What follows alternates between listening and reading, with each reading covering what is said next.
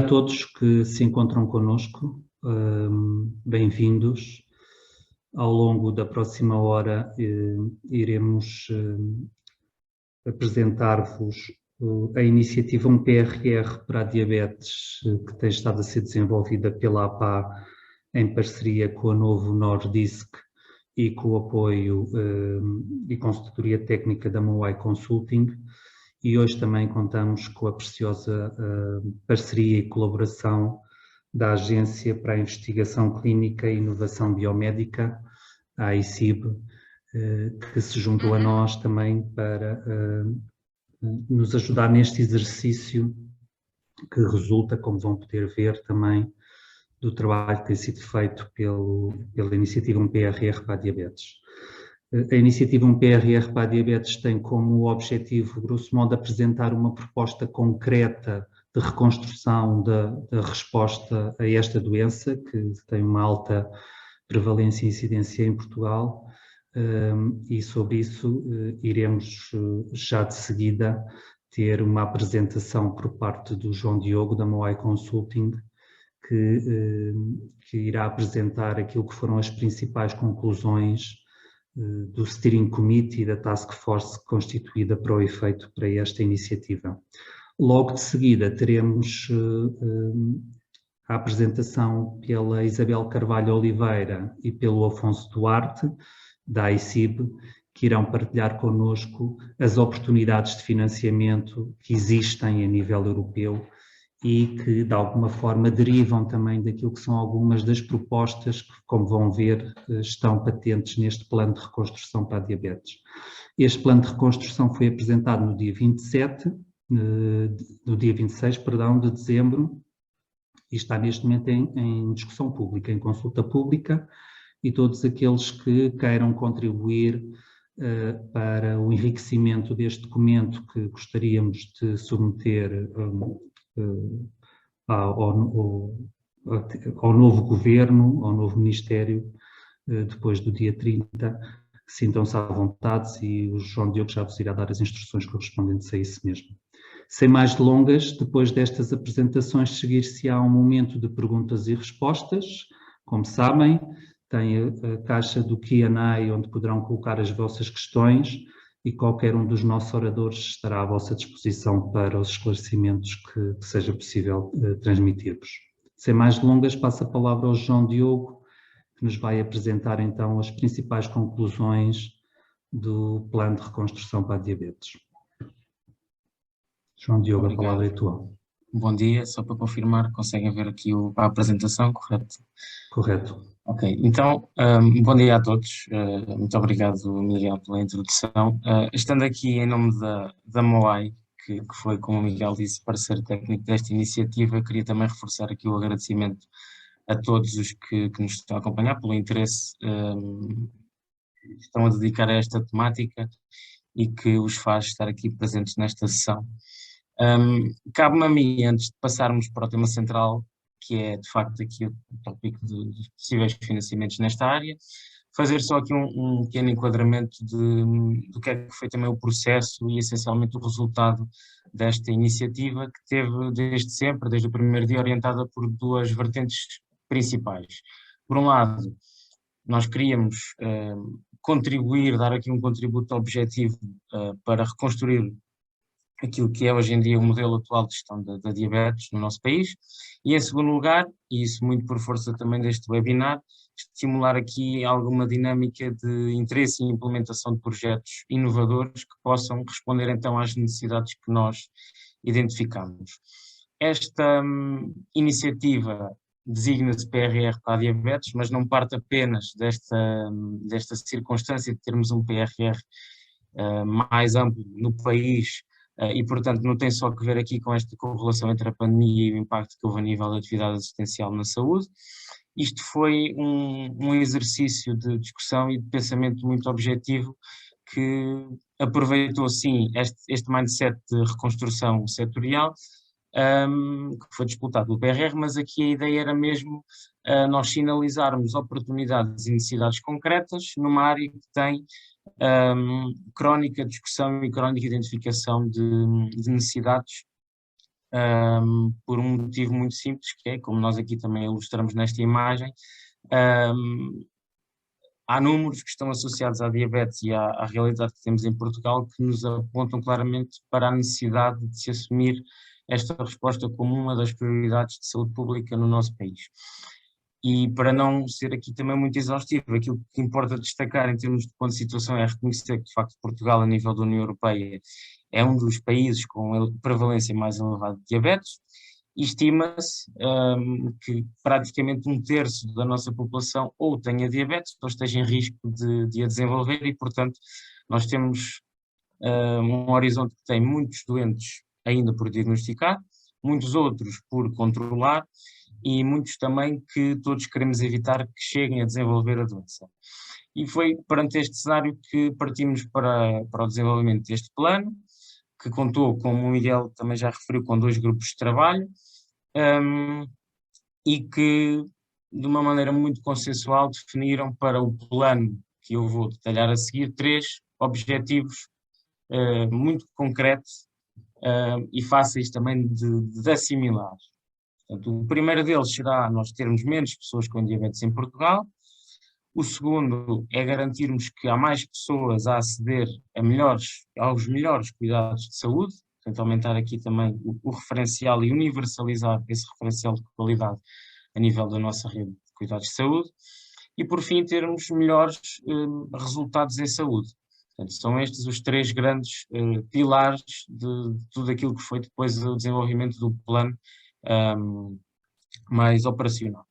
Para cada um destes objetivos, nós, quer dizer, toda a gente que esteve aqui envolvida, construiu um conjunto de 4 grandes indicadores, digamos assim, para cada um deles. Portanto, aqui a ideia é, de uma maneira muito objetiva, conseguirmos comprometer-nos com aquilo que seria a imagem de sucesso deste plano, desta trajetória, e portanto, sem querer detalhar também aqui muito cada um deles por uma questão de tempo, eu destacaria aqui que temos um foco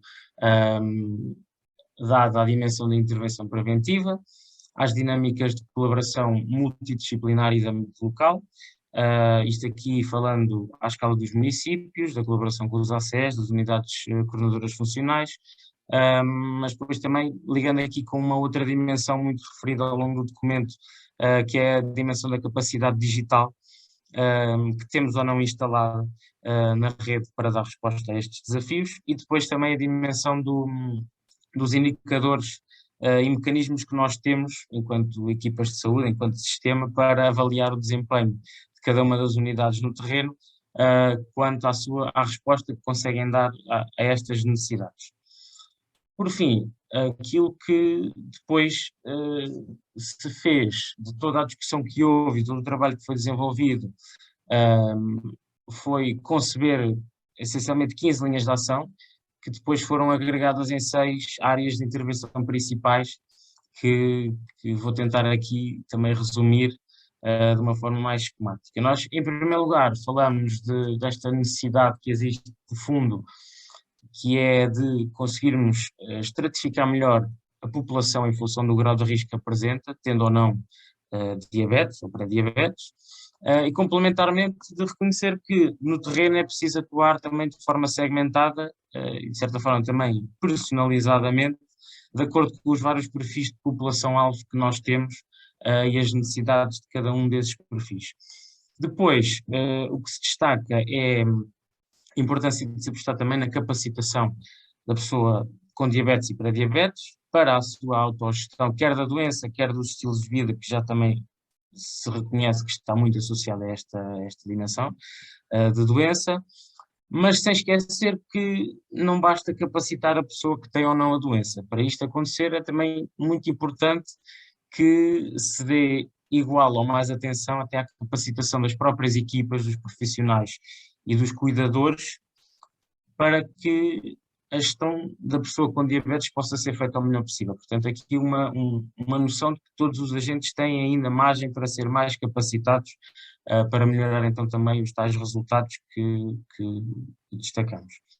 Um terceiro pilar é esta capacidade resolutiva, e nós aqui assinalamos essencialmente a necessidade de se redefinir a abordagem que se faz não só ao planeamento, isto aqui é inevitavelmente um sinónimo de mais investimento, como foi referido ao longo das sessões, a nível dos nossos recursos humanos, dos profissionais que temos alocados à gestão da diabetes e da doença crónica, numa ótica muito de explorar uma nova forma de nós distribuirmos responsabilidades e áreas de intervenção entre os vários grupos profissionais. Reconhece, por exemplo, que se calhar há aqui dimensões que estão demasiado concentradas no médico de família que podem ser redistribuídas e bem por outros grupos profissionais, até fora da unidade de saúde. Depois, destaca-se também aqui naturalmente esta importância de reforçarmos a cultura de partilha de boas práticas e de abordagens inovadoras a nível organizacional na área da diabetes, que vão acontecendo um pouco por todo o país, em particular relativamente a esta dimensão específica da integração de cuidados e da multidisciplinaridade, mas que se reconhece que tem um impacto por vezes muito circunscrito, porque depois não há aqui uma facilidade, uma fluidez na forma como disseminamos estes bons resultados que são conseguidos ao restante território. Portanto, isto compromete depois o potencial máximo que cada uma dessas inovações tenta espelhar e tenta introduzir no nosso sistema. Depois, temos o pilar da governação e da cooperação, e aqui, para além de se apontar, desde logo, a importância de nós potenciarmos o papel e a intervenção das unidades de cuidados na comunidade. Isso parece também ser uma intenção do PRR português e, portanto, isso é bastante positivo, sinal bastante positivo.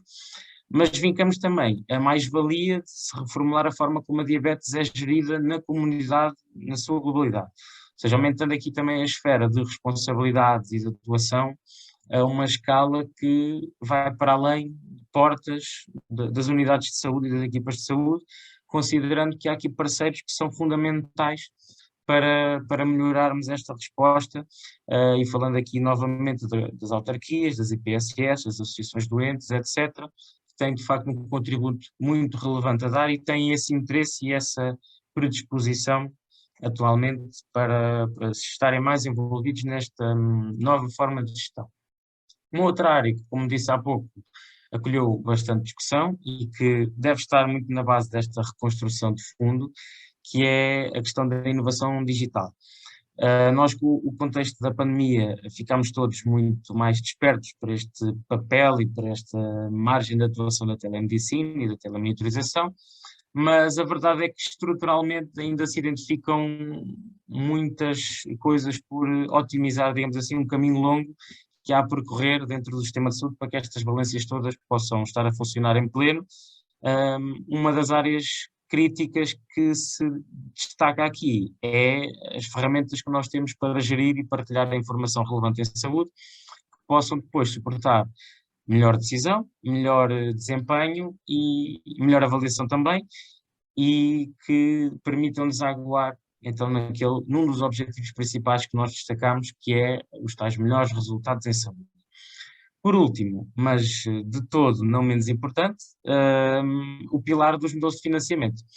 E aqui o grande desafio e, de certa forma, até o apelo que se faz é que haja que se favoreça aqui uma circunstância que permita reconfigurar os pressupostos atuais que nós temos para financiar e contratualizar a atividade com unidades quer de nível hospitalar, quer de cuidados primários, de modo a que a intervenção que cada uma delas faz no terreno possa assumir um cariz, uma visão mais comunitária, mais proativa, mais preventiva, até mesmo social, no âmbito da diabetes e da doença crónica, e naturalmente indexando esta nova filosofia de financiamento a métricas de desempenho e índices de avaliação que permitam fazermos uma melhor qualificação e uma melhor quantificação de dimensões de saúde que, para a comunidade, para a pessoa com diabetes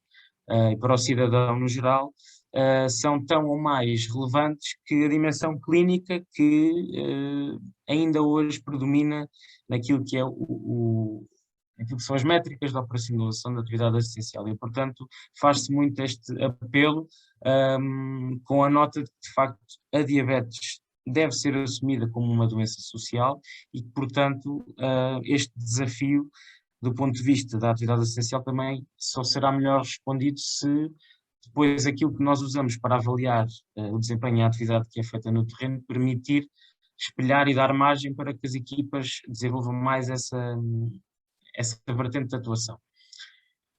Por fim, e retomando aqui o apelo que o Miguel também já fez, deixo só aqui novamente a nota de que este documento está na íntegra disponível no site da iniciativa, que é o prr.diabetes.pt, e vai estar disponível para consulta e para os contributos de todos, que podem ser submetidos para este e-mail que temos aqui, penso que depois poderá ser disponibilizado com todos. E para terminar, deixo só aqui a nota que também capturamos da apresentação pública da iniciativa, na semana passada, por parte do Presidente da APA, que é de facto, que foi sempre o mote do projeto, e que é reconhecer que a circunstância é ótima para aproveitarmos esta oportunidade, e que, portanto, dados os desafios que também já apresentei aqui e que estão com mais detalhe destacados no documento, não podemos mais adiar esta resposta e esta reconstrução da diabetes. E passava então se calhar a palavra ao Miguel. Muito obrigado, João, pela partilha. Peço que descompartilhes a tua tela, se faz favor, obrigado.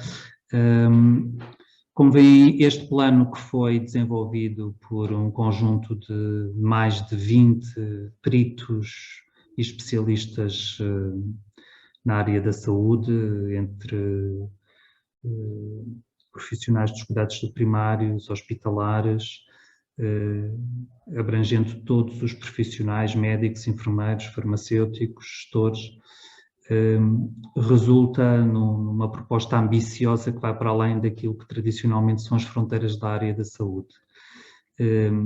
Esta mudança que nós acreditamos é o caminho certo para a resposta, não só à diabetes, mas a muitas das doenças crónicas que afetam as nossas sociedades, exigem uma resposta conjunta e um modelo de governação que envolva todos os parceiros e todas as entidades responsáveis. Sabemos também que a nível europeu existe muito esta filosofia de abranger, em termos daquilo que são os planos de financiamento, esta lógica de parceria, parcerias transnacionais, e é um pouco sobre isso, sobre essas oportunidades que acreditamos, com base neste trabalho que já foi feito, estejam de alguma forma identificadas, que eu passaria a palavra ao Afonso Duarte e à Isabel Carvalho Oliveira para de alguma forma nos darem um overview daquilo que são as oportunidades de financiamento a nível europeu que Portugal pode captar. E aqui este é um desafio grande, não é? Porque com certeza que irão partilhar connosco também não só aquilo que são as oportunidades, mas também aquilo que é muito da vossa experiência enquanto agência que trabalha para apoiar e para garantir que Portugal entra nestas calls e consegue obter financiamento. Não são processos fáceis. As 54 pessoas que agora neste momento estão a assistir aqui em direto, acredito que saibam isto, mas são caminhos que temos que percorrer no sentido de trazer know-how, experiência, mais para além, obviamente, das verbas de financiamento, que possam permitir que Portugal, obviamente, aproveite estas oportunidades e as materialize, quer seja com base neste programa de reconstrução da diabetes que estamos a propor e que neste momento está em discussão pública, quer seja em outras iniciativas que considerem que sejam pertinentes.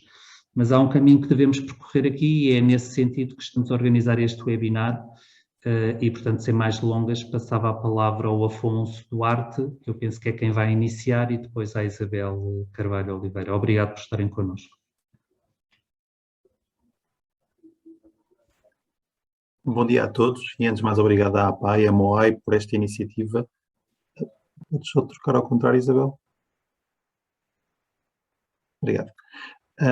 E seguindo as palavras do Miguel da APA estava a indicar, esta é uma iniciativa muito boa e fantástica, exatamente para dinamizar as candidaturas nacionais às oportunidades de financiamento que aí vêm. E as oportunidades de financiamento começaram agora neste ano, os primeiros concursos já começaram a ocorrer em julho e em setembro, os primeiros deadlines de julho e setembro deste ano. Existem já alguns que vamos falar daqui a pouco, já no início do próximo ano e em meados do próximo ano, e é muito importante que seja agora que as pessoas, que as organizações comecem a mobilizar para perceber o que é que está a concurso, onde é que se podem candidatar, como é que se podem candidatar, como é que se podem criar estes consórcios. São projetos, são candidaturas complexas, desafiantes, mas é um pouco o efeito bola de neve, ou seja, a partir do momento em que começamos a entrar no esquema e começamos a perceber como é que se podem fazer estas candidaturas e como é que se pode ir a jogo, depois começa-se a fazer de uma forma mais natural e é muito importante. Nós temos agora 6 anos pela frente para aproveitar este financiamento que vamos apresentar nos próximos slides. Por isso, aqui, a grande mensagem que queremos hoje passar é: vão ao jogo, venham falar connosco. Nós estamos aqui para vos apoiar, é exatamente isso. Hoje nós somos 2 National Contact Points, a Isabel e eu, que estamos aqui, mais a Patrícia, que depois não teve a oportunidade de estar presente na sessão. Estamos aqui para vos apoiar e para dar todo o apoio em todo o percurso de candidatura, desde o desenho da vossa ideia, ver onde é que pode encaixar, até à submissão e para ajudar a ler e para ajudar a desenvolver as vossas candidaturas. Por isso, próximo slide, hoje nós vamos aqui apresentar os programas de financiamento europeus para a saúde. Estes são os 2 grandes iniciativas a nível europeu. Temos, por um lado, o Horizonte Europa, o Cluster Saúde, provavelmente já ouviram falar, já fizemos diferentes sessões e apresentações sobre esta área. É um programa de financiamento para investigação e desenvolvimento, ou seja, projetos de investigação e desenvolvimento na área da saúde.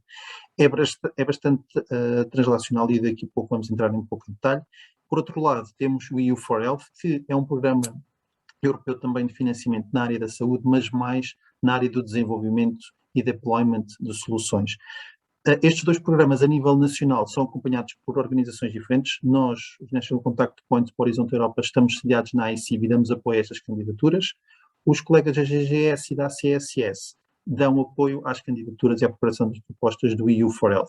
De qualquer forma, nós trabalhamos em rede e muito em proximidade, por isso, se tiverem alguma questão sobre qualquer um deles, entrem em contato connosco ou os colegas NFPs da DGS e da CSS e facilmente nos podemos dar ajuda e apoio. Começando pelo EU4Health e falando tendo em consideração a questão do diabetes e o que tinha sido apresentado há pouco no relatório, falando um pouco mais em detalhe nas soluções do EU4Health. O EU4Health é um programa até 2027, começou agora a meados deste ano, tem cerca de 5,3 bilhões de euros, é o maior programa de financiamento em saúde sempre na Europa. Possui programas de trabalho anuais e nestes programas de trabalho vai ser o local onde vão encontrar os concursos aos quais podem concorrer. Estes concursos são chamados tópicos e existem várias tipologias de tópicos, depois podemos ver mais em detalhe. E os grandes objetivos são estes 4 que estão aqui: reforçar os sistemas de saúde, aumentando a sua resiliência e eficiência no terreno, melhorar os produtos farmacêuticos produzidos, assim como os dispositivos médicos produzidos a nível europeu, proteger as pessoas, porque estamos aqui a falar de saúde, mas o grande objetivo é proteger as pessoas e proteger as pessoas de uma forma transnacional, ou seja, a nível europeu, e, por fim, melhorar a saúde do cidadão europeu. Obrigado. O exemplo que vamos trazer aqui hoje de candidaturas e de tópicos são uma Action Grant, que vem na chamada Second Wave. É um concurso que pretende financiar até cerca de 3 projetos, que têm uma duração entre 12 a 36 meses, com um orçamento total de 4,4 milhões de euros. O grande objetivo desta Action Grant é financiar projetos que promovam o bem-estar dos cidadãos da Europa, especialmente crianças, ou seja, a componente mais juvenil da população, com um grande foco no reforço da literacia em saúde e para a promoção deste bem-estar e destas atividades do dia-a-dia e das atividades das pessoas para melhorar a sua própria saúde. Aqui, a nível de principais atores que vão estar envolvidos nesta Action Grant, são os Estados-membros, as regiões, governos regionais, escolas, sistemas de educação, e sociedades civis.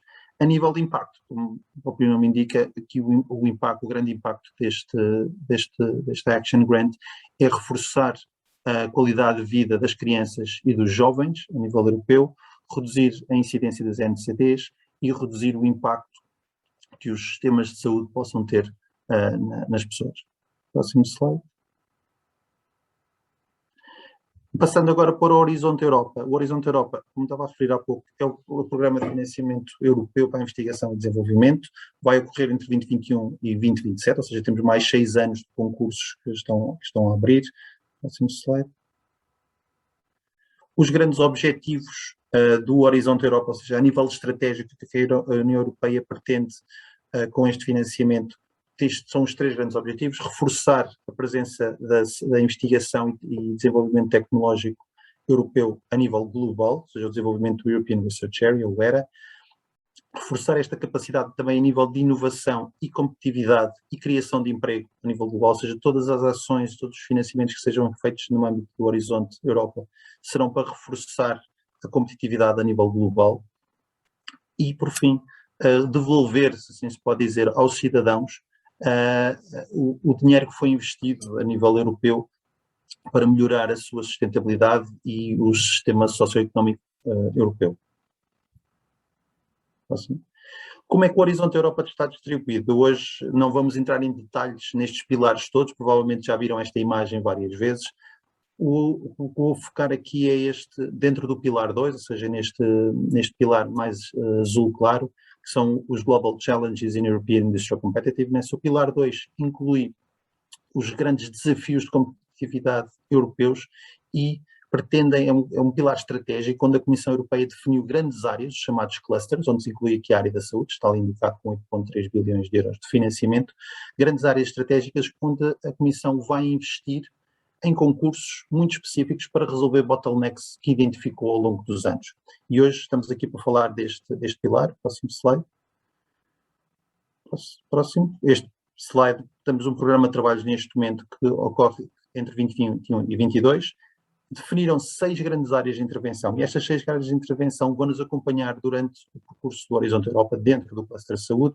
As grandes áreas de intervenção passam pelo melhorar a qualidade de vida do cidadão numa perspectiva de prevenção, um estudo sobre os determinantes sociais e ambientais que podem afetar a saúde, na parte das doenças raras e infecciosas, uma componente muito forte de intervenção no desenvolvimento de novas ferramentas, tecnologias e soluções digitais para o bem-estar, já que uma componente muito forte na componente tecnológica e tratamento de dados.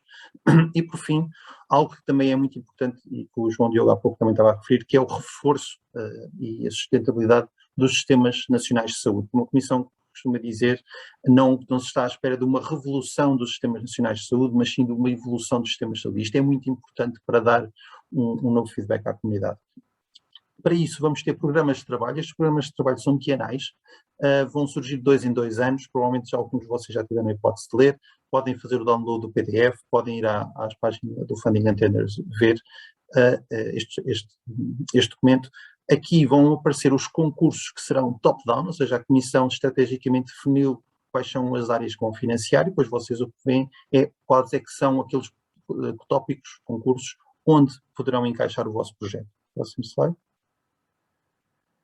O programa de trabalho está definido em 6 grandes capítulos, as chamadas Destinations, que por muito encaixam um pouco com as áreas de intervenção que estávamos a falar. Ou seja, no capítulo 1, Destination 1, estamos a falar de concursos que visam focar a prevenção e a manutenção da qualidade de vida do cidadão. No Destination 2, já são tópicos que vão olhar para os determinantes ambientais e de qualidade de vida e de trabalho do cidadão. Destination 3 já se foca mais em oportunidades para financiar a investigação e desenvolvimento no tratamento de doenças.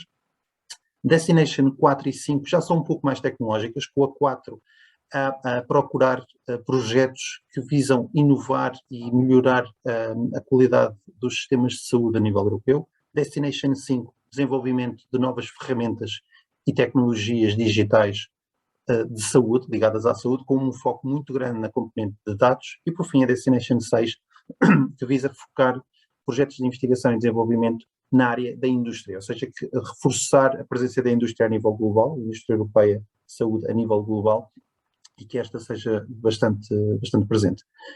Dentro destes grandes capítulos, os concursos que estarão abertos vão ter as chamadas tipo de actions, há 3 grandes tipos de ações, de projetos. Uma, a Research and Innovation Actions, as RIAs. As RIAs têm financiamento até 100% e são projetos que visam financiar investigação e desenvolvimento. Depois temos as Innovation Actions, as IAs. Neste caso, o financiamento é até 70%, exceto para organizações públicas, onde será um financiamento de 100%, e nas IAs o que temos é financiamento de inovação, não é tanto de investigação já pura e dura, mas será mais de inovação. Por fim, a terceira hipótese são as CSAs, as Coordination Support Actions. Aqui temos o financiamento de 100% e aqui são projetos que visam fazer estudos do estado da saúde na Europa, que excluem a investigação e inovação, será mais uma perspectiva de estudos do mercado. Próximo slide. Obrigado. Depois, dentro de cada um destes tópicos, e quando virem esta estrutura, dentro de cada um destes tópicos, nós vamos identificar, são expected outcomes e o scope. Estes são, quando lerem os textos do tópico, vão ver que vão ter informação sobre o ano, sobre o tipo de call, o financiamento que vai ser dado. E depois temos 2 grandes pontos, expected outcomes, onde a Comissão indica quase por bullet point, ou seja, é mesmo fazer o tick, os efeitos, ou seja, os outcomes que são esperados no final do projeto na comunidade, ou seja, onde é que o trabalho terá que ser realizado. E por fim o scope. E o scope fala muito sobre as áreas de intervenção a nível de investigação e desenvolvimento que terão que ser postas no terreno. Próximo slide. E aqui só para dar um exemplo, quando forem ao programa de trabalhos, e aconselhamos sempre que peguem no PDF do programa de trabalhos, olhem para o índice primeiro, por exemplo, aqui neste caso será a Destination 4, capítulo 4, e o que vêm são tópicos, conseguem ver logo pelo título se a vossa área de intervenção integra ou não estas áreas, e podem depois ir um a um, ou selecionar alguns e depois indo ver em detalhe o que é necessário. A nível de candidaturas, começa tudo aqui, ou seja, neste índice, identifiquem os tópicos, comecem a preparar, identifiquem quais é que são interessantes, comecem a preparar a vossa proposta, o vosso consórcio, depois de submetido será avaliado e no fim, depois de ter sido avaliado positivamente, poderão pôr no terreno o projeto. Como é que fazem esta candidatura e como é que o projeto é estruturado? Estes projetos que nós estamos aqui a falar são todos em consórcio, ou seja, preciso sempre ter um mínimo de 3 organizações de 3 países diferentes, sendo que estes países, um deles terá que ser sempre um member state e os outros 2 poderão ser países associados ao member state. Podem incluir qualquer organização que esteja legalmente instituída nos Estados-membros ou nos países associados, ou seja, poderá ser uma universidade, um hospital, uma associação de doentes, uma pequena média empresa ou uma grande empresa, ou, por exemplo, uma região do país ou uma Câmara Municipal, depende muito do que é que pretenderem colocar no terreno. A nível de avaliação, estamos a falar sempre de uma avaliação baseada na excelência, impacto e implementação, como anteriormente no anterior programa quadro existia. E para a candidatura, estamos a falar de candidaturas por volta dos 45 páginas, ou seja, com limite de 45 páginas de candidaturas. Para os concursos de 2022 que estão agora abertos, e isto é um ponto importante, é necessário, a Comissão já pede que exista para as organizações públicas um Gender Equality Plan. É aconselhável para todas, é obrigatório para as públicas que já apresentem um Gender Equality Plan. Próximo slide. E agora a questão... Porquê? Porque é que devemos nos candidatar a este financiamento? Quais são as grandes vantagens? Além da componente financeira, como é óbvio, há uma componente muito importante que esta capacidade financeira e estes projetos colaborativos permitem olhar para desafios societais a um nível diferente, ou seja, já estamos a falar em projetos de rede, estamos a falar de projetos que pretendem resolver grandes problemas a nível europeu. O acesso a expertise e a infraestruturas a nível europeu, ou seja, estes projetos depois abrem portas para outro tipo de iniciativas e de ideias possam querer desenvolver. Também uma coisa muito importante que é a possibilidade, por exemplo, para quem está a desenvolver novas tecnologias e para empresas, a hipótese de colocar no mercado mais facilmente soluções inovadoras e a um nível europeu, não só a nível nacional, mas também ao nível europeu, e como é óbvio, depois aumentar o impacto dos vossos projetos e dos vossos resultados. Quem é que se poderá candidatar, como referimos há pouco, os Estados-membros, os Estados associados, e depois há alguns países que também poderão receber financiamento, e podemos ver isso em mais detalhe, como através do financiamento deste que eu agora há pouco mostramos. Se tiverem alguma questão, entrem em contacto. Eu agora vou passar para a Isabel, que vai entrar em mais detalhe nos concursos que estão abertos e que poderão ser de interesse nesta área. Obrigada, Afonso. Como o Afonso estava a dizer, eu vou aqui falar agora um bocadinho mais de cada um dos concursos, de cada um dos tópicos. O João Diogo apresentou-vos o relatório do programa e foi aqui feito um trabalho muito pela MOAI sobre quais é que poderiam ser os tópicos que poderiam ir ao encontro daquilo que está identificado como necessário de ser trabalhado no programa neste programa de PRR da diabetes. Portanto, eu não vou aqui repetir quais é que são estas destinations do Cluster Saúde, mas são 6 destinations e vamos nos focar aqui em tópicos ou concursos de algumas delas.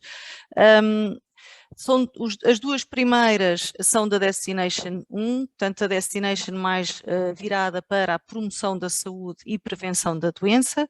São 2 concursos de 2 stages, ou seja, são 2 concursos em 2 fases, em que há uma primeira fase muito mais curta e dirigida a uma primeira avaliação pela Comissão Europeia e o projeto, se passar, então há uma segunda fase então com uma candidatura completa. O primeiro tópico, ou o primeiro concurso, pretende que haja o desenvolvimento de ferramentas baseadas em inteligência artificial para a previsão de risco de doenças crónicas não transmissíveis e também para a sua progressão.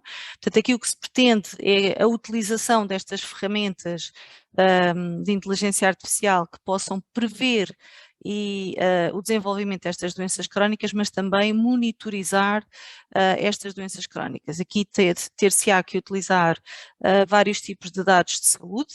Esses dados de saúde podem ser dados já existentes, têm que ser dados de alta qualidade ou de elevada qualidade, ou podem ser dados que possam vir a ser ainda gerados durante o próprio desenvolvimento do projeto. Há depois a necessidade de haver uma prova de conceito para validar todas ou as ferramentas que forem propostas com cada um desses projetos. Qual é que é o expected outcome deste projeto, ou seja, os resultados dos vossos projetos, o que é que se pretende com esses resultados? É que a nível dos profissionais de saúde, eles tenham estas ferramentas de inteligência artificial e que os ajude a prever o risco ou eventualmente também a progressão das doenças crónicas, possam assim também fazer o follow-up dos doentes que tenham essa doença crónica ao nível de monitorização e que possam ter um tratamento mais personalizado, e a nível dos cidadãos o que se pretende é que haja uma maior prevenção e, no caso de haver a doença, haja um melhor tratamento, portanto um tratamento mais personalizado e que lhes permita ter maiores benefícios. Este concurso é uma RIA, que como há pouco o Afonso falou, é uma Research and Innovation Action, tem 60 milhões e espera-se que sejam financiados cerca de 10 projetos com cerca de 6 milhões por projeto.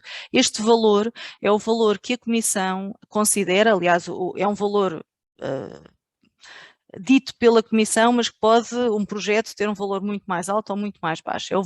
Este é o valor que a Comissão considera de razoável para se atingir os objetivos que a própria Comissão indica no concurso. O segundo tópico também é um concurso, é também da Destination 1 e é a prevenção da obesidade ao longo da vida. O que é que se espera com as propostas que aqui sejam apresentadas?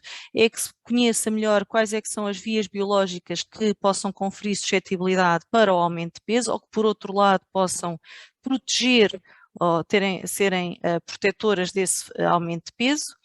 Pretende-se que se estude quais sejam os fatores de estilo de vida, mas também socioeconómicos e biomarcadores de pré-obesidade que possam depois ser utilizados para guidelines e mesmo para a própria prevenção deste aumento de peso e obesidade, que se estudem vários aspectos de inequidades que existam e que levem ou sejam condicionantes para o aumento de peso e da obesidade, que sejam desenvolvidas recomendações, guidelines e programas para a prevenção exatamente do aumento de peso e da obesidade,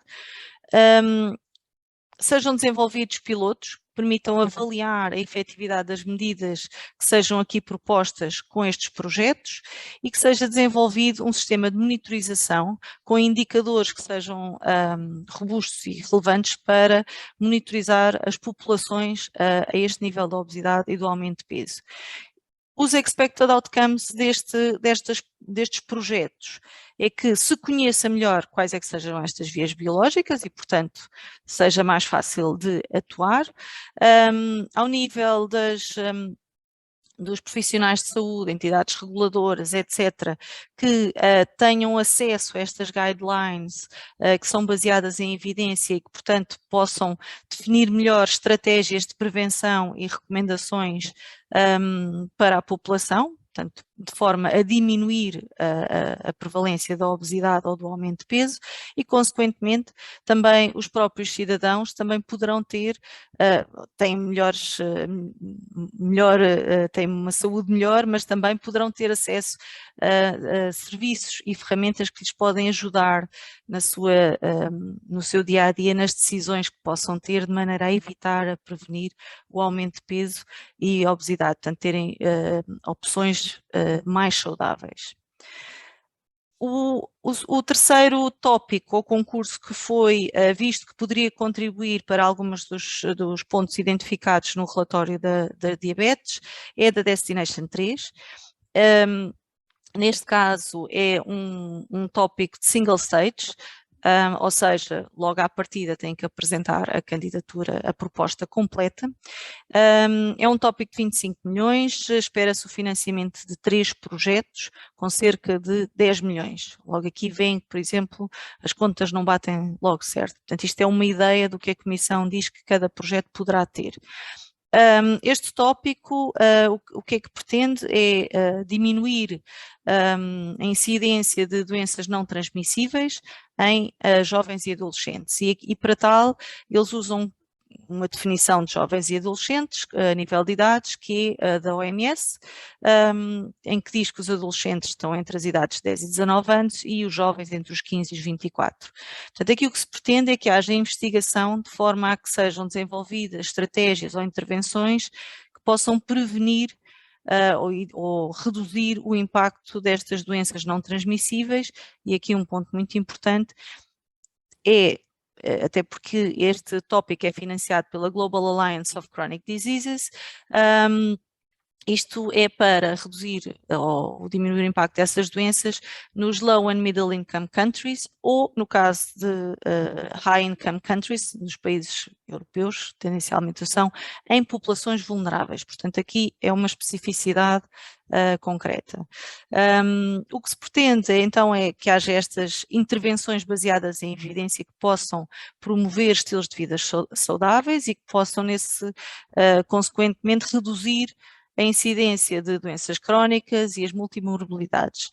Pretende-se que haja, na definição destes projetos, sejam definidos indicadores que permitam avaliar os research outcomes e os service outcomes que venham a ser propostos e deve ser incluída uma estratégia de modo a incluir em todo este processo de prevenção os policy makers, as autoridades locais e outros stakeholders que possam ser relevantes neste processo.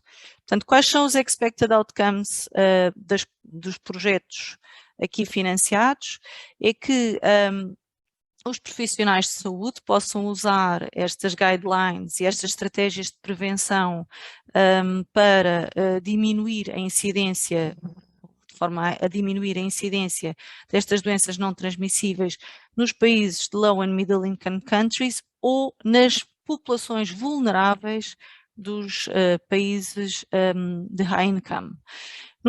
Relativamente às autoridades de saúde, terão estratégias bem mais definidas e baseadas em evidência para diminuir a incidência destas doenças na população e poderão estar sempre a adaptá-las e a conhecer melhor a sua população.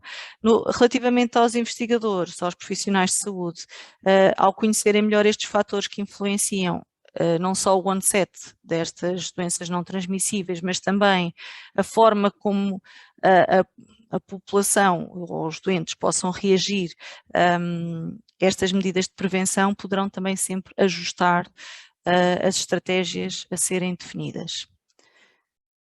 Relativamente ao quarto tópico escolhido, é um tópico na Destination 4, portanto muito mais virada para os sistemas de saúde, melhoramento dos sistemas de saúde. É também um single stage. Aqui o que se pretende é melhorar os modelos de financiamento dos sistemas de saúde. É um tópico, é também uma RIA.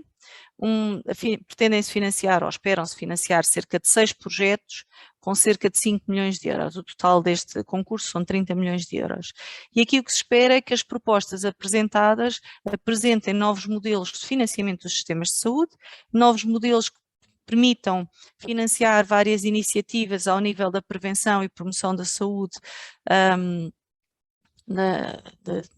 das várias populações, o desenvolvimento de estratégias inovadoras para as aquisições e contratação de profissionais de saúde e também novas formas de incentivos aos profissionais de saúde.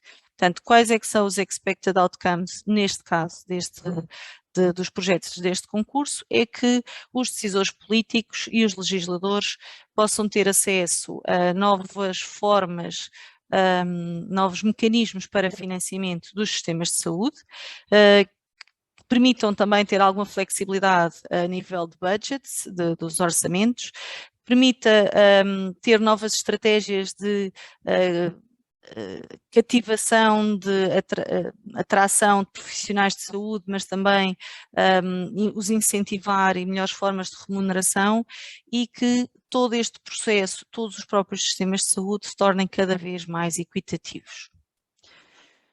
Por último, o último tópico é um tópico na Destination 5, portanto um tópico, esta Destination é virada para as novas ferramentas e tecnologias e soluções digitais que possam melhorar a saúde, e aqui este tópico pretende que haja novos modelos computacionais para novas estratégias de estratificação de doentes. É também uma RIA, neste caso é uma two-stage, ou seja, há uma primeira fase e depois uma segunda fase. O tópico ou o concurso é de 60 milhões e a Comissão prevê financiar cerca de 10 projetos com cerca de 6 milhões cada um. Neste caso, em concreto deste concurso, o que se pretende é que haja uma inter-relação entre várias disciplinas, desde biologia, todas as ómicas, proteómicas, genómica, metabolómica, etc., com as áreas mais computacionais, de matemática, inteligência artificial, etc., de modo a que haja o desenvolvimento de novos modelos computacionais e que permitam então estas novas estratégias de estratificação de doentes. Estes novos modelos computacionais deverão usar dados de saúde de várias fontes, sejam eles estruturados ou não estruturados, sempre dados de elevada qualidade. Deverão ser então desenvolvidas novas estratégias de estratificação que sejam baseadas em todo este modelo computacional, que deve ser ele próprio robusto, transparente e bastante preciso, e este próprio modelo deve ser validado clinicamente, testado e validado clinicamente, e deve também ser acompanhado ou colocado nesta proposta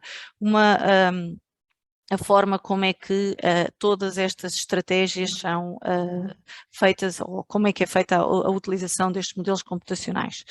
Quais é que são os expected outcomes neste caso? É que haja uma nova forma de classificação, ou uma nova estratégia de classificação dos fenótipos clínicos dos doentes. Desse modo, a nível dos profissionais de saúde, poderão mais facilmente caracterizar os doentes e, portanto, pode haver não só um diagnóstico mais personalizado, mas também um tratamento, terapias mais personalizadas. A nível dos reguladores, espera-se que haja exatamente a definição de estratégias e orientações para uma personalização maior dos diagnósticos e das terapias, no caso com a utilização destes modelos computacionais. Para terminar, todos estes tópicos abriram agora em outubro. O seu deadline, dependente se estamos a falar de um tópico one stage ou two stage, como viram, destes tópicos escolhidos por irem responder então a algumas das questões levantadas pelo relatório da diabetes. Alguns são one stage e esses terão como deadline abril, dia 21 de abril de 2022. Os two stage terão o primeiro deadline agora em fevereiro de 2022. E depois o segundo deadline da segunda fase será em setembro de 2022. Portanto, o que é que deverão ser agora os próximos passos? Analisar estes ou outros tópicos. O Afonso mostrou-vos o programa de trabalhos da saúde. Há ainda falou-vos também do U4Health, que é o outro programa de trabalhos para a saúde, mais numa vertente assistencial, e portanto aqui o cluster da saúde numa vertente muito mais de investigação. Deverão olhar para eles, ver quais é que são os tópicos que vos possam interessar, este ou outros. Deverão discutir esses tópicos com os vossos colegas nacionais ou internacionais, porque como vos foi dito, há necessidade de uma colaboração internacional. E qualquer dúvida, falem sempre connosco, com os National Contact Points ou com os National Focal Points, no caso do U4Health. Estamos sempre em contacto. Deixamos ainda este slide relativamente a vários links que vos podem ser úteis. Aqui estão desde o próprio programa de trabalhos, como é que os anexos de funcionamento, os formulários, ou os templates de formulários, como é que devem aceder ao Funding and Tenders portal, porque é onde fazem a submissão e onde podem ver as próprias propostas. E tem vários webinars feitos pela Comissão Europeia que são muito úteis e que devem ser vistos principalmente para quem nunca submeteu uma proposta. E por último, então, os nossos contactos como National Contact Points. Eu creio que estas apresentações ficarão disponíveis. Sugerimos que, no caso de ainda não estarem inscritos na base de dados da ICIP, para receberem a nossa newsletter e também nos contactarem e darem o vosso perfil de forma ou darem o vosso perfil, de maneira que vos possamos também contactar se encontrarmos alguma coisa mais de acordo com o vosso perfil. Portanto, sugerimos que se inscrevam, se registrem e nos contactem sempre que precisarem. Muito obrigada a todos. Muito obrigado, Isabel e Afonso, pela vossa partilha. Foi muita informação. Acredito que grande parte dos que estão a assistir necessitem de algum tempo para digerir. Nós iremos disponibilizar ambas as apresentações, quer a do João Diogo, quer esta realizada pela AICIB, do site. Deixem-me só interromper aqui o compartilhamento. Desculpa. Iremos partilhá-la no website da iniciativa, um PRR para a diabetes, é assim que se chama, um PRR para a diabetes, onde poderão encontrar toda esta informação. Entretanto, temos aqui 3 perguntas, ainda temos algum tempo e eu, se concordarem, iria colocá-las para, de alguma forma, esclarecer alguns dos nossos participantes. E a primeira vem do Arthur Santos e pergunta se há alguma valorização de consórcios com newcomers ou entidades com baixa experiência em projetos financiados, quer no PRR, quer no Horizon, quer no EU4Health. Aqui neste caso, para o Horizonte, para o U4Health, o PRR, na mesma dimensão, como tivemos aqui a falar, não há uma valorização para os novos, também não há uma penalização, ou seja, São todas as organizações e todos os parceiros que entrem com muita experiência ou pouca experiência são vistos da mesma forma. É claro que quem tem muita experiência, por exemplo, em gestão e coordenação de projetos, depois naquela secção, porque nós temos a secção da excelência, a secção do impacto e da implementação, vão ser estas 3 secções avaliadas, por exemplo, no caso do Horizonte Europa. Na parte da implementação tem outras ferramentas, quem tiver mais experiência pode apresentar outras ferramentas devido a essa experiência. Mas isso faz parte da experiência da própria organização e das pessoas. Mas por ser newcomer não vai ter nenhuma vantagem, mas também não vai ter nenhuma desvantagem à partida. O que é importante nestes projetos é mostrar quais são as valências para cada uma das ações que se pretendem desenvolver, explicá-las bem e explicar bem o enquadramento. Obrigado, Afonso. Mais uma pergunta do João Rodrigues, que coloca a seguinte questão: quais os TRL, eu não sei o que é que significa esta sigla, mas com certeza vocês sabem, que estão tipicamente em causa no programa EU4Health? No programa EU4Health vai depender também de cada tópico. Em alguns dos tópicos está mesmo indicado qual é que é o TRL, Transfer Readiness Level, que é o que quer dizer TRL, está lá indicado. No caso do Cluster Saúde, não se fala em TRLs.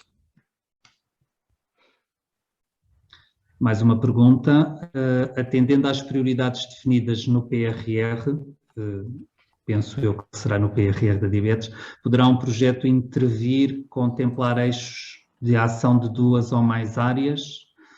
Não sei quem quer responder isto, João, Diogo ou Afonso. Eu ia responder numa perspectiva dos tópicos que foram apresentados do Horizonte e os tópicos que estão presentes no Horizonte. Os tópicos para o Horizonte e para o EU4Health são bastante transversais a nível de áreas, ou seja, as áreas podem ir desde a gestão, por exemplo, de um sistema hospitalar, a parte de software, desenvolvimento do novo software de gestão do sistema hospitalar. Pode incluir a parte dos developers, pode incluir a parte dos end-users, que serão, por exemplo, profissionais de saúde, que vão ter que dar feedback a esses developers para melhorar. Por isso, vão sempre existir, nestes tópicos que foram apresentados, vão sempre existir vários pontos para os grandes pilares, para as grandes áreas do PRR, pelo menos na visão de quem se está a candidatar. Não sei, João, se... Sim, é verdade. Aliás, a filosofia que nós tentamos transmitir é que de baixo para cima há várias intervenções, que a ideia é responder a várias coisas em simultâneo, e a nossa classificação é muito própria do projeto. No caso dos programas de financiamento será mais restrito, mas no fundo penso que a resposta é sim, que há essa transversalidade. Temos mais uma pergunta do Filipe Coimbra, que questiona se ao nível do EU4Health não existe nenhum tópico identificado para esta área, ou se temos que contactar a Direção-Geral de Saúde para saber qual a possibilidade. Foi falado um tópico, logo no início o Afonso apresentou um tópico, o Healthy Lifestyles for All, que é um tópico que pretende exatamente que haja a promoção de estilos de vida, nesse caso deste tópico em concreto, para os mais jovens. Portanto, é um tópico muito focado na parte de estratégias de comportamentos mais saudáveis, ações a nível das escolas, por exemplo, de estabelecimentos de cantinas saudáveis, etc., novos medidas para aumentar as atividades, a atividade física dos jovens. E isso está no EU4Health e foi apresentado logo no início, mas poderá haver outros, e aí sim, sem dúvida que o melhor será contactar os nossos colegas da DGS ou da ACSS. O Filipe, entretanto, responde e agradece e diz que está anotado. Eu acredito que irá fazer a sua reavaliação. Não temos mais perguntas, mas eu gostaria de pedir, quer à Isabel, quer ao Afonso, que partilhassem um pouco aquilo que é a vossa experiência e que conselhos deixariam a quem está connosco para que avançassem no sentido de apresentarem candidaturas. Como percebemos, as candidaturas não são individuais, não é uma instituição per si que a pode apresentar, implica haver uma networking, uma base de trabalho, pelo menos de 3 países. Isso é um desafio para nós, que estamos também num extremo da Europa. Que conselhos deixariam a todos aqueles que nos seguiram, porque todos os tópicos que partilharam connosco são de extrema relevância e importância, não só para a diabetes, mas para tudo aquilo que sejam oportunidades de candidatura e de financiamento e de integrar estes consórcios a nível europeu. Que conselhos deixariam a quem nos seguiu para que consigamos seguir em frente e que não fiquemos só neste webinar hoje? Já vimos que não é assim tão fácil, é complexo, mas com certeza que enquanto Contact Points vocês têm muita experiência e acredito que possam deixar uma mensagem positiva e de esperança para seguirmos na apresentação dessas candidaturas. Se calhar, pegando no slide que a Isabela apresentou no fim, onde falava exatamente nos próximos passos, e os próximos passos que, dependendo do estado em que as pessoas estejam, ou seja, por exemplo, se quem estiver a ouvir esta informação pela primeira vez, realmente foi muita informação, nós temos a consciência disso, mas agora, com os slides, o próximo passo será mesmo ir àqueles tópicos que a Isabela apresentou, ver em detalhe em qual é que vocês podem rever. Não fiquem surpreendidos com a dimensão dos projetos. São projetos muito grandes, são projetos em consórcio exatamente porque são muito grandes e a Comissão vê a necessidade de juntar várias organizações para resolver um problema que é muito complexo. Por isso, vejam quais são os projetos e as ideias que vocês têm nas vossas organizações, vejam como é que essas ideias se podem encaixar nestes tópicos. Se calhar só vai ser um bullet point, mas só um bullet point é suficiente para irem a jogo. E depois de identificarem esse bullet point, é verem dentro da vossa rede, inicialmente, da vossa rede de contactos internacional e nacional, quem é que poderá estar interessado em ir a jogo com vocês, perceber quem é que já está no terreno a dinamizar candidaturas ao mesmo tópico, e isso podem fazer logo através da vossa rede. A vossa rede depois multiplica-se, porque vocês vão falar com uma pessoa e essa pessoa tem outra rede que é diferente da vossa, por isso vão passando a palavra. E isto é muito importante, porque depois conseguem criar logo a dinâmica de quem está no terreno à procura de soluções. Se quiserem ajuda nessa identificação e perceber como é que os vossos projetos e ideias encaixam nestes bullet points que estão ali naqueles concursos, venham falar connosco, nós estamos aqui para isso, marcamos uma videoconferência, um telefonema e conseguimos explicar. E não há perguntas, muitas vezes as pessoas veem, a minha pergunta é muito simples. Não há perguntas simples, não há perguntas complexas, nós estamos aqui para ajudar e para partir pedra com vocês neste desafio. São grandes projetos, é complexo, mas é um grande desafio que depois traz um feedback muito bom. Sim, acho que podem sempre, se conhecerem alguém que já está num destes projetos, também ter essa experiência, ou nós podemos pôr em contacto para perceber. É sempre bom ouvir a história de quem passou por todo este processo, como é que foi, contactar pessoas, é importante, é uma experiência válida. E acima de tudo, percebam que os projetos nunca vão, os tópicos quando os veem, os concursos, isto é algo muito, muito importante, nunca estão exatamente de acordo com a vossa área de trabalho. Nunca os vão encontrar assim, ou é muito raro que isso suceda, porque são projetos que devem mesmo ser colaborativos, portanto aquilo que vocês irão estar é numa parte do projeto e outros estarão noutras partes. É preciso ter uma ideia conjunta, uma ideia de como responder àquilo que a Comissão vos propõe, porque existe por detrás uma estratégia, algo que foi pensado que tem que ser colmatado e por isso é que se tende a financiar estes projetos. Portanto, não pensem, isto não é para mim porque eu não vou conseguir fazer isto tudo. Isso é normal, não conseguirem. É encontrar realmente com quem possam depois procurar. Vocês serão o tal bullet point que o Afonso falou. É preciso encontrar os outros. Muito obrigado a todos, Isabel, Afonso, João, pela partilha. Deixamos-vos, obviamente, o repto a quem nos seguiu de refletirem, quer sobre aquilo que foi apresentado no âmbito do documento do Plano de Reconstrução para a Diabetes, quer no âmbito daquilo que são as oportunidades de financiamento. E não temos muito tempo, porque os deadlines são curtos. A AICIB está, mais uma vez, disponível para ajudar todos aqueles que queiram discutir ou até avaliar em que medida é que aquilo que têm pensado ou que gostariam de desenvolver se pode encaixar ou não.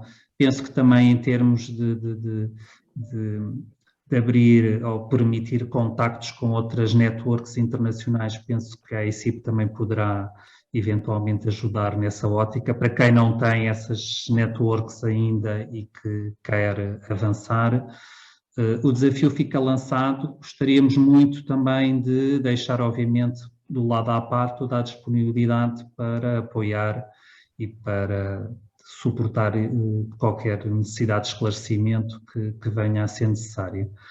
Deixo por fim um repto de até dia 30 de janeiro também enviarem os vossos contributos para aquilo que é a proposta do plano de reconstrução e que está disponível para receber os vossos contributos. Qualquer informação, por favor, consultem o website 1PRR para a diabetes, onde encontrarão todas as informações, incluindo as apresentações que hoje foram efetuadas aqui.